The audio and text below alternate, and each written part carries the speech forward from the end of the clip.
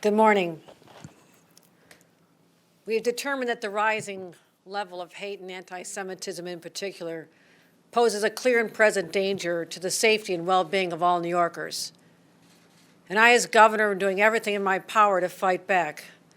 I'm joined today by State Police Lieutenant Andy Crow, who will be also speaking in a few moments about our response with respect to counterterrorism efforts.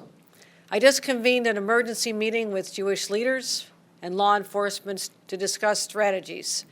I had the New York State Police Office of Counterterrorism, the MTA Police, the Division of Homeland Security and Emergency Services, federal law enforcement, including the ATF, as well as religious leaders from various organizations in different parts of the state and clergy as well. Here's what I share with them. The day that Hamas attacked Israel, October 7th, and the rise in hate crimes began instantaneously, I immediately deployed the state police to be on high alert to protect vulnerable assets. We've had regular disruptions now in our transit terminals, including a major incident at Grand Central over the weekend. And as we approach some of the busiest travel days of the year, heading into Thanksgiving, I want to make sure, as I spoke to these leaders in law enforcement, that they have a plan to ensure that our commuters will be able to go about their lives freely without disruption. But it's so much more than about just travel disruptions. It's painful to me as the governor of this great state that has been known for its diversity and how we celebrate different cultures, different religions, different viewpoints. It's painful to see the cruelty with which New Yorkers are treating each other everywhere from college campuses to our streets, to schools, to playgrounds, even as they're entering their houses of worship. As I said, that's why, knowing these risks, I immediately deployed the state police to protect our synagogues and yeshivas and mosques and any other place that could be susceptible to hate crimes or violence. We contacted the U.S. Department of Homeland Security to share information about potential threats. I also announced significant increase in funding for our efforts, $75 million overall, $50 million for local law enforcement to beef up their efforts, as well as $25 million in security grants. State police have been out there. They've been embedded with local law enforcement. I've seen it with my own eyes as I visit different places of worship. And whether it's here in New York City, it's happening, and I'm grateful for their efforts. Also, we're very focused on the data we're collecting from surveillance efforts, what's being said on social media platforms. And we have launched an effort to be able to counter some of the negativity and reach out to people when we see hate speech being spoken about on online platforms. Our media analysis, our social media analysis unit has ramped up its monitoring of sites to catch incitement to violence, direct threats to others. And all this is in response to our desire, our strong commitment to ensure that not only do New Yorkers be safe, but they also feel safe. Because personal security is about everything for them. As I said, no one walking down the street or in a subway should feel they have to hide any indications of what their religious beliefs are. We expect to see people celebrating their lives, walking about freely, and that is no longer the case because people are living in fear. They have a right to do whatever they want here in the state of New York. And I've asked this group today, is there anything else we can and should be doing? We're doing what we know how to do, but any other ideas? And we've decided that what we've done in activating our hotline to report hate and bias incidences of all kinds is now being utilized, but there are more platforms and more places we can get that number out to. Because people are being subjected to horrible assaults and vile language, and they go back home not sure what to do with that knowledge that they've been violated. I want everyone to know this phone number because I said this is not just an opportunity to say, well, we took care of it, we have a hotline. I said to the law enforcement, I want to make sure that every single complaint is run down and investigated. And if they've crossed the line from hate speech into a hate crime, that there will be prosecutions.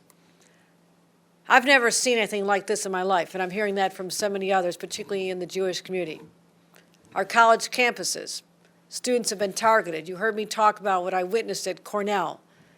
And a message was sent that day and the day after when I said we'll make sure that all perpetrators of these crimes, threats, incitement to violence, calling on others to kill other Jewish students, perpetrators will be stopped and prosecuted. And the perpetrator in that case is now behind bars. These are young people who are vulnerable. They should not be living in fear. Here in New York City, we've had a huge spike in anti-Semitic incidences. I know that they're underreported. Hate crimes against Muslims are also being underreported. That is not how we can deal with them. We need the public to step forward. If you've been violated, you've been harassed, physically, verbally, you have to let us know so we can step up and protect you.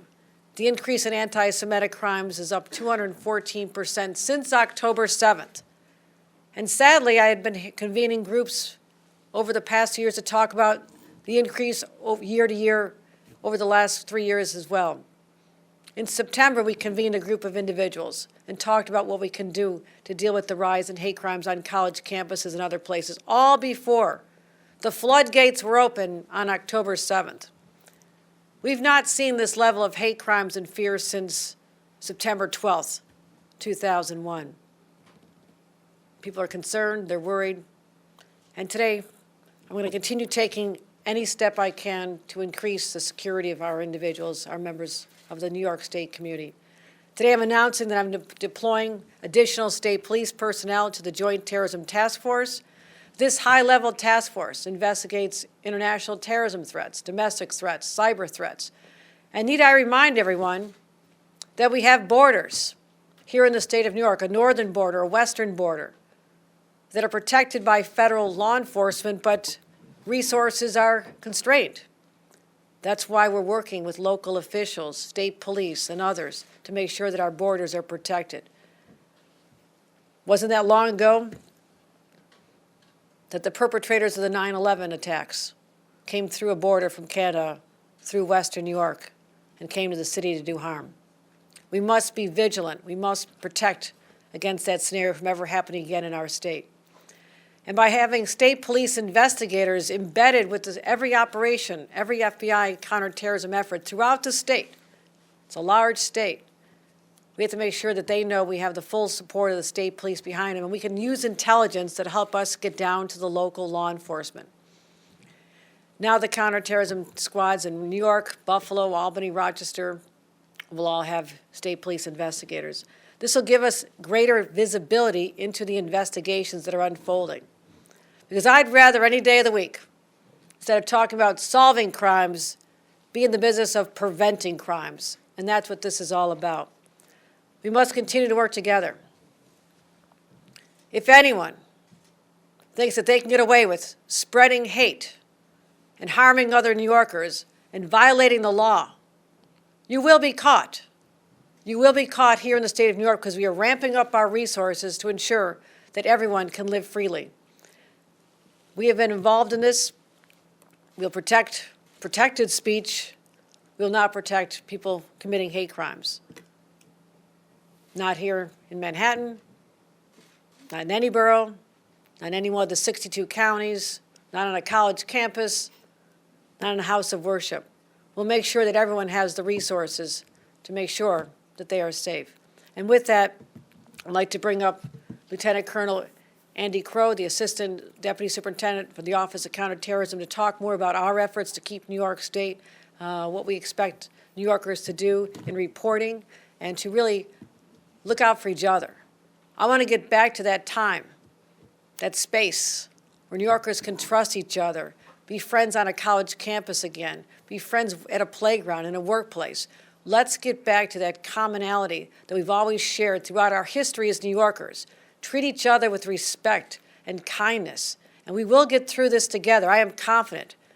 But we also make sure that we protect the well-being of our citizens, and that's why I'd like to introduce the state police right now to say a few words.